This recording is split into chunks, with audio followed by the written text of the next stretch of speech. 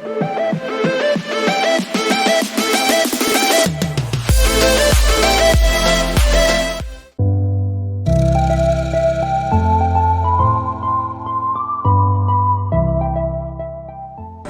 साथ जामताड़ा के एमएलए इरफान अंसारी साहब हैं, डॉक्टर इरफान अंसारी साहब, और नौजवान एमएलए हैं, काफ़ी एनर्जेटिक भी माने जाते हैं और बहुत साफ बोलने वाले वक्ता मुकर्रिर कहे जाते हैं।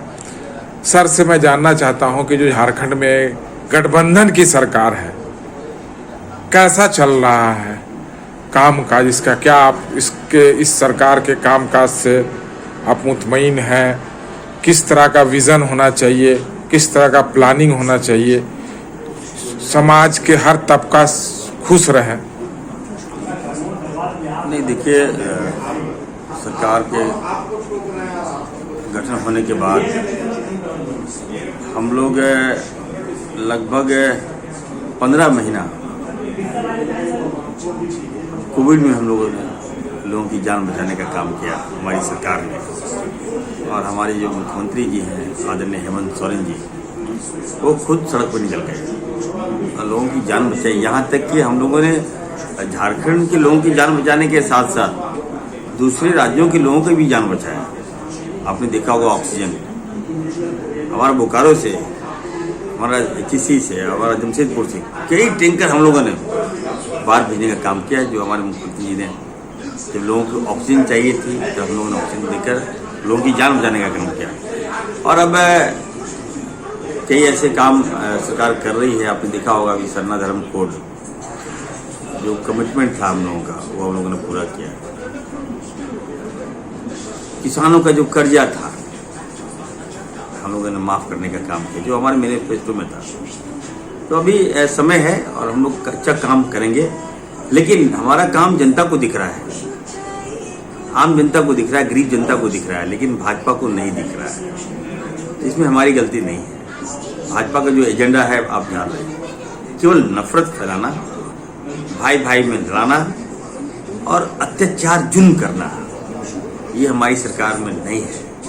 हमारी सरकार साफ सुथरी सरकार है और हम लोग योद्धा हैं, उनके पार्ट हैं। और हम लोगों के रहते किसी पे जुल्म होगा, ये हम लोग बर्दाश्त नहीं कर सकते। आपने देखा होगा अभी एक मेरा ऑडियो वायरल कर दिया, तो ऑडियो वायरल होने के बाद अभी मुझे मालूम चल रहा है, तो मैंने किसी की मदद किया। पदाधिकारी कौन होते हैं?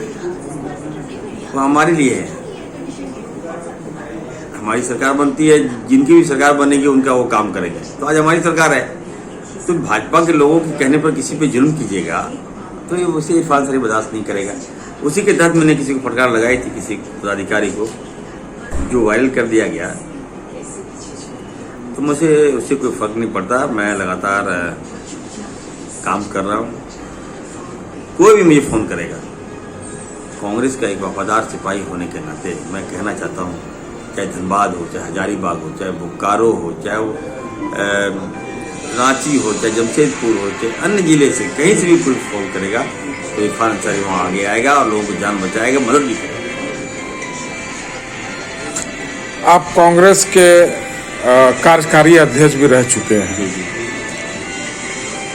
पार्टी झारखंड में किस पोजीशन में है? क्या जो तंजीमी जो ढांचा है वो किस तरह का है? उसको कैसे और मजबूत फाल किया जाए? देखिए, अभी हमारे RK सिंह साहब ने झारखंड में राजेश ठाकुर जी को अध्यक्ष बनाया है और युवा हैं, यूथ है, बहुत बड़ी जवाबदेही उनके कंधे पर दी गई है। अब हमें लगता है कि अच्छा काम करेंगे, पार्टी मजबूत होगा। और आज तो धनबाद में भी कार्यक्रम था, अच्छा कार्यक्रम हुआ है। तो हम लोग साथ में हैं, पार्टी को मजबूत करेंगे। और कार्यकारी अध्यक्ष रहना ना रहना वो तो आलाकमान को देखना है। आलाकमान को लगा कि नहीं, मैं उस लायक नहीं हूँ, तो मुझे हटा दिया गया। लेकिन आलाकमान का जो भी निर्णय है वो स्वागत योग्य है। मुझे विश्वास है, ऐसा कुछ नहीं, मतलब जो काम करेगा उसको पद मिलेगा। वो भी होना चाहिए। हज कमेटी के चेयरमैन भी हैं आप, तो कैसा? देखिए, हज कमेटी का चेयरमैन ये कोई संवैधानिक पोस्ट नहीं है।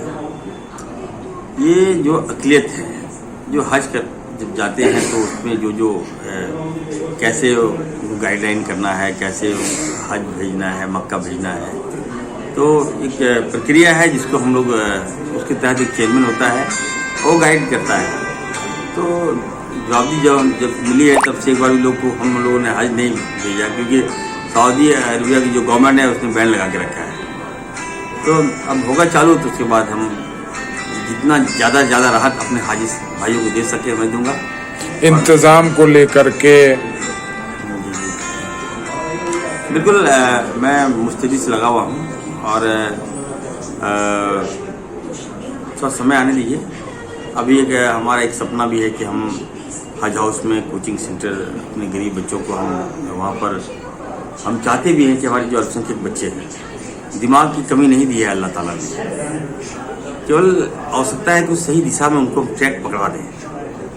उसके तहत हम हज हाउस में हम चाह रहे हैं free coaching for free coaching for जो हमारे सर्विसेज, पब्लिक सर्विसेज जो है, पब्लिक यूपीएससी वगैरह, जेपीएससी वगैरह, बीपीएससी, वो लोग पार्टिसिपेट करें। जी, हम जी। कुछ रिटायर्ड आईएएस से भी मेरी बात हुई है, आईपीएस जो लोगों से मेरी वार्ता हुई है, तो वो भी अपना अनुभव को शेयर करेंगे, हम भी अपना अनुभव को शेयर करेंगे, और जो अच्छे वक्ता हैं उनको भी वहाँ रखें, जो एक्सपर्ट जो हैं उनको हम लाएंगे और अपने गरीब बच्चों को वहाँ तालीम देंगे। और हम चाहते भी हैं कि हमारे अल्पसंख्यक बच्चे आईएएस बने, आईपीएस बने, ऐसा मेरी मंशा है, इसमें सोच है।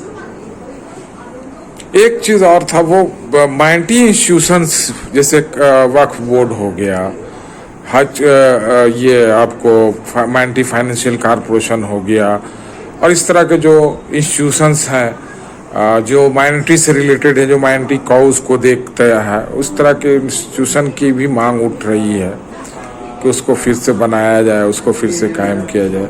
देखिए, उर्दू एकेडमी है, सभी जिलों में, चाहे वो आप उर्दू एकेडमी हो, मदरसा बोर्ड हो, वक्फ बोर्ड हो, सबको मान्यता मिला हुआ है। बिहार में मान्यता मिला हुआ है, बंगाल में, उड़ीसा में, छत्तीसगढ़, एवरी स्टेट को रिकॉग्नाइज किया गया है। लेकिन झारखंड जो बना तो सिस्टम केवल लगता है कि बिहार में छोड़ दिए हम लोग, इसको अडॉप्ट हम लोग यहाँ नहीं किया। माइनॉरिटी कमीशन हो गया जी, किसी ने ध्यान नहीं दिया। इसका कानूनी दर्जा जी, इसका सबसे बड़ा कारण था कि भाजपा की सरकार बन गई पहले, और उसने एक साजिश के तहत इन सारे तत्वों को लाने से इनकार कर दिया यहाँ। तो निश्चित तौर पर हमारी सरकार का गठन हुआ है, हम भी लगे हुए हैं, और मैं माननीय मुख्यमंत्री जी भी काफ़ी इस पर लगे हुए हैं। तो निश्चित तौर पर आने वाले दिनों में आप देखिएगा कि वक्त बोर्ड का भी गठन होगा, यहाँ मदरसा उर्दू एकेडमी का भी यहाँ गठन होगा, और जो अल्पसंख्यक की जो भी डेवलपमेंट के क्षेत्र में जो भी संस्थाएं हैं उनको हम लोग आगे लाने का काम करेंगे। बहुत बहुत शुक्रिया हमसे बात करने के लिए।